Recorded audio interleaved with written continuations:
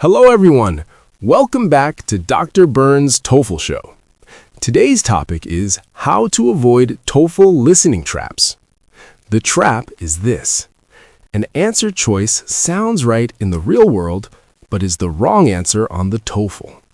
One word of advice: stay inside the conversation. Let me illustrate what I mean.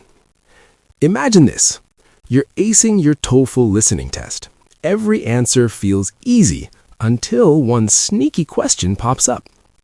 The man says, I think the printer's broken again. Now pause. What's your first reaction? Maybe you say, have you tried turning it on? Sounds perfectly logical, right? Well, on the TOEFL listening test, that answer would be wrong. What about the next question? The man says, did you remember to print the tickets? You confidently choose, I booked them online, thinking, who prints tickets these days? You usually just keep the code on your phone. Boom! Wrong again. You stare at the screen thinking, wait, why? Why would a normal response in an everyday situation be wrong? Because TOEFL isn't testing what seems realistic. It's testing whether you can stay inside the conversation. In this lesson, we'll break down exactly how TOEFL conversations build meaning step by step and how to choose the answer that fits the conversation's logic, not what people might say in real life where conversations rely on lots of unstated background assumptions. When you listen, don't guess or imagine what might be happening off-screen. Stick to what's actually said. The conversation itself gives you everything you need.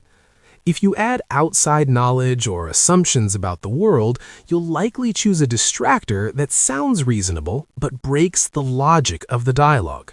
Tricky questions often include options that are not straightforward. Go back to this question. Did you remember to print the tickets? Literally, the question is about whether you remembered, so you might think the answer should be, yes, I remembered, or no, I didn't remember. But here's the core of the conversation. Native speakers almost never respond to the literal grammar of a question. They respond to the intention behind it. Remember, the direction of this task is to choose the best response, not just a possible or plausible one. The best response is the one that fits the speaker's intention. In this case, the intention is to find out whether the tickets were actually printed. So appropriate answers would be, yes, I printed them, or no, I haven't printed them yet. In TOEFL questions, these exact sentences may not appear in the choices. Instead, you might see A, yes, they're in my bag, B, I booked them online, C, no, the app works fine, D, I printed them yesterday. Let's go through each choice. A, yes, they're in my bag. This option directly answers the man's yes-no question with a clear confirmation, yes, and shows that the tickets have been printed and are ready. The intention of the question is not about remembering, not even printing, but about the current status of the tickets, where they are, so this is a very good response. B, I booked them online. This is a classic TOEFL logic trap. Booking tickets does not answer whether they were actually printed. C, no, the app works fine. This is exactly the same type of trap as B. In real life, this could explain why someone hasn't printed the tickets, but it ignores the man's question, the status of the tickets. D, I printed them yesterday. While grammatically possible, it doesn't match the speaker's intention. The question is about where the tickets are now, not about the past. Saying I printed them yesterday doesn't clearly tell the listener whether the tickets are ready at the moment. The speaker's intention is practical, to know the current status, not just past actions. That's why A is the best choice. Now that we understand that the best choice reacts to the intention of the speaker, we can look at an example and determine the best response. Consider the following. I think the printer's broken again. Choices. A, that's frustrating. Want me to help check it? B. Have you tried turning it off and on? C. I had the same problem yesterday. D. Maybe IT can fix it later.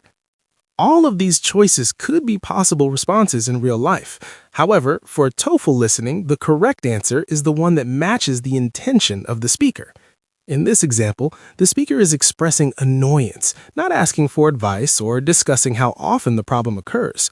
The right TOEFL-style answer shows the ability to respond naturally to the speaker's feeling without assuming extra information. Let us examine each choice. A. That's frustrating. Want me to help check it? This response reacts to the emotion of frustration. It acknowledges the speaker's feeling and shows empathy. This makes it the best choice. B. Have you tried turning it off and on? The speaker did not ask for advice, so this is not appropriate. C. I had the same problem yesterday. This shifts the focus to the responder rather than addressing the woman's current problem. D. Maybe IT can fix it later. This introduces a third party that has not been mentioned. In TOEFL, adding information outside the context is not correct. Therefore, the best choice is A. Good job. Let's try another example. Woman, I think the lab experiment is going wrong. Choices. A. That's unfortunate. B. You should try another method. C. I forgot my notes. D. The chemicals might be expired. The key point is that the speaker is worried and unhappy with the situation. The best response should recognize her worry without assuming she wants advice or introducing unrelated details. A. That's unfortunate. Reacts appropriately to her emotion, showing empathy and acknowledgement of her concern. B. You should try another method. Assumes she wants guidance, which jumps ahead of the speaker's intention. C. I forgot my notes. Shifts focus to your personal issue, which is off topic. D. The chemicals might be expired. Introduces speculation that was never mentioned, adding outside information. A key piece of wisdom to remember is not to try to solve other people's problems unless they ask. In TOEFL listening, the best responses stay inside the conversation, reacting to the speaker's intention and emotions rather than offering unsolicited solutions. You simply acknowledge what is happening. This is why A is the best choice. Let's go through one more example together. Imagine the speaker says, I'm worried I didn't finish the report in time. You are given 4 choices for how to respond. A. Don't worry, let's see what we can do. B. That's too bad. I already finished mine.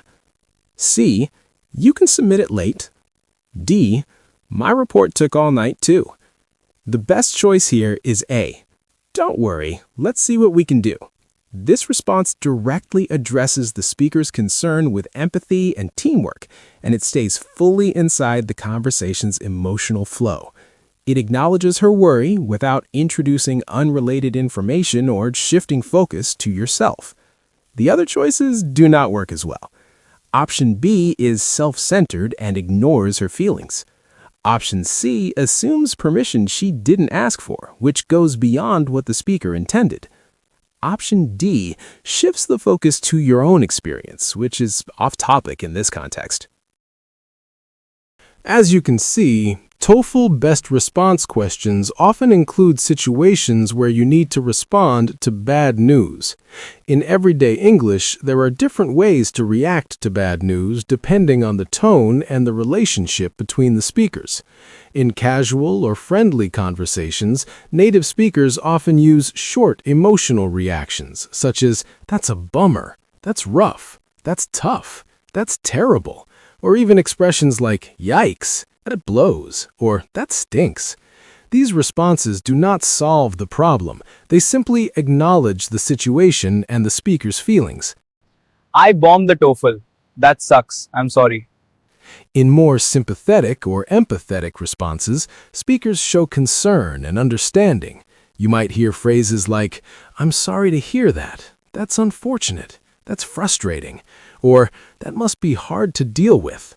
These responses recognize the emotional impact of the situation and show support without jumping in with advice or explanations. I'm disappointed with my TOEFL results. I'm sorry to hear that. That's really frustrating. In formal or professional settings, the language becomes more measured and polite. Instead of casual expressions, speakers might say, "I can see how that would be challenging," or "That's regrettable."